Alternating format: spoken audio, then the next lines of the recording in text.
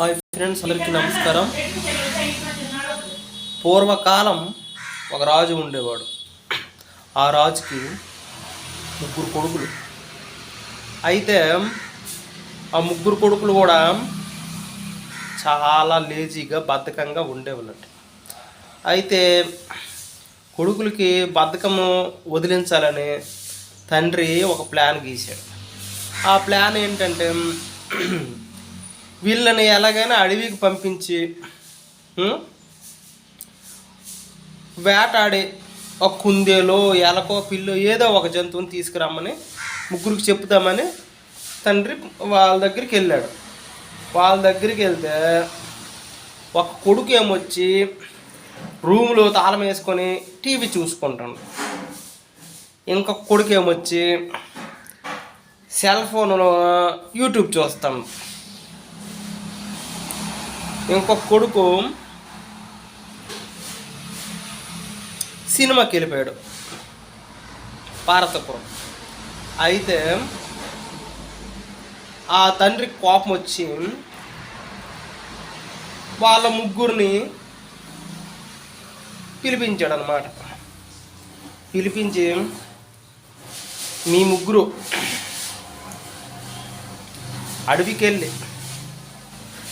ఎవరు ముందుగా ఏదో ఒక జంతువుని వేటాడి తీసుకొస్తారో వాళ్ళకి రాజ్యాధికారం ఇస్తాను, రాజుని చేస్తాను అన్నాడు. అయితే ముగ్గురు కూడా అడవి 100 కిలోమీటర్ల దూరం. ముగ్గురు కూడా ఒకడు కారు మీద, ఒకడు బండి మీద, ఒకటి విమానం మీద వెళ్ళిపోయి అడవికి వెళ్ళారు. అడవి దగ్గర సఫారీ జీప్ ఉంటుందా, జీప్ ఒక్కొక్క జీప్ ఎక్కిపోయి వేటకి వెళ్ళారు అనమాట.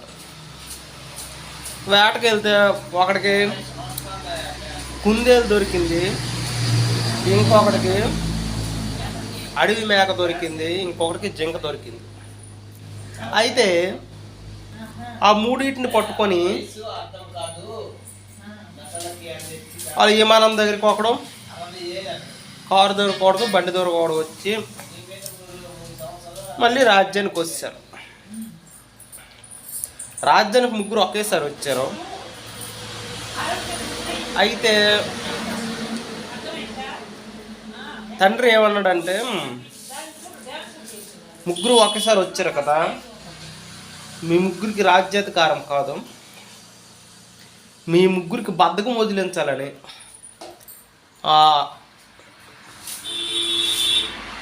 రాజు అనే మాటను వాడి మీ ముగ్గురికి బద్ధకం వదిలించడానికి ఈ విషయం చేశాను. కాబట్టి బద్ధకంగా ఉండకండి. మీరు ఇంత బద్ధకంగా ఉంటే రాజ్యాన్ని ఎలా పరిపాలిస్తారు చెప్పండి. అందుకే ఈ బద్ధకం వీడిన తర్వాత అన్నీ చేసుకోండి అని చెప్పేసి రాజు కొడుకులకి బుద్ధి చెప్పాడు. బుద్ధి చెప్పి వాళ్ళకేమొచ్చి బద్ధకం వదిలించాడు అనమాట. అయితే నేను ఈ కథలో కొన్ని తప్పులు ఉన్నాయి. ఆ తప్పులు ఏంటి మీరు గెస్ చేయాలి. అది కథ. ఓకేనా? ఉంటాను. Bye bye friends.